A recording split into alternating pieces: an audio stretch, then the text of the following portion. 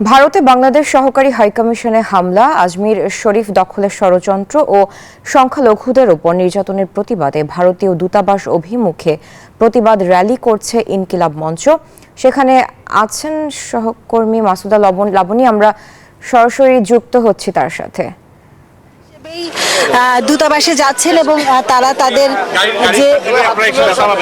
তাদের যে স্মারকলিপি, সেই স্মারকলিপিটি তারা সেখানে দিবেন এবং তাদের যে বক্তব্য, সেই বক্তব্যটি কিন্তু তারা গণমাধ্যম কর্মীদেরকে দিয়েছেন। তারা যেটি বলেছেন যে ভারতীয় গণমাধ্যমে যে প্রোপাগান্ডা এবং বাংলাদেশের ছাত্র জনতা মন্দির মসজিদগুলো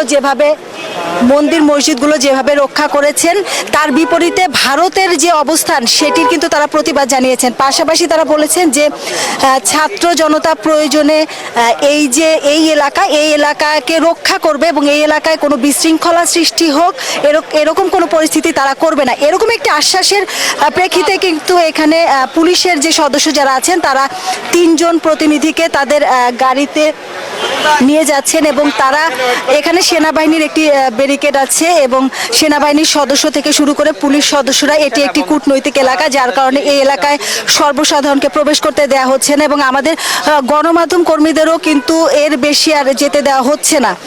আর ইনকিলাব মঞ্চের পক্ষ থেকে 3 জন প্রতিনিধি যাচ্ছেন। তাদের যে বক্তব্য, তাদের যে প্রতিবাদ, অর্থাৎ বাংলাদেশের যে আগারগাঁওয়ে যে সহকারী হাইকমিশনে হামলা ঘটনা ঘটেছে, সেই ঘটনার পাশাপাশি ভারতীয় গণমাধ্যমে যে প্রোপাগান্ডা এবং মিথ্যা নিউজ সংবাদ প্রকাশ করা হচ্ছে, সেগুলোর প্রতিবাদ তারা জানিয়েছেন।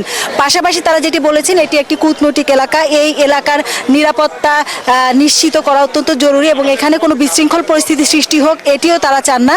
যার কারণে তারা কিন্তু ইনকিলাব মঞ্চে যারা আছেন তারা ঠিক গুলশান 2-এর যে গোল চত্বর, সেখান থেকে তারা র্যালি করে বেশ কিছুটা এগিয়ে আসেন।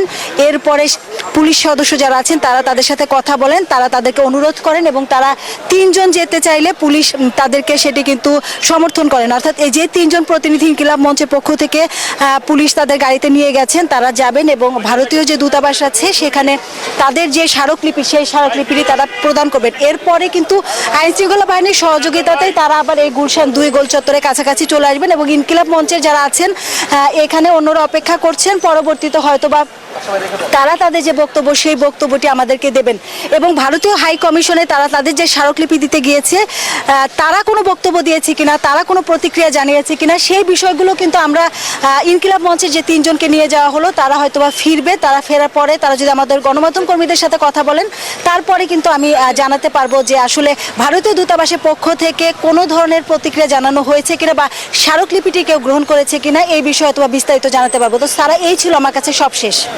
লাবণী, আপনাকে ধন্যবাদ।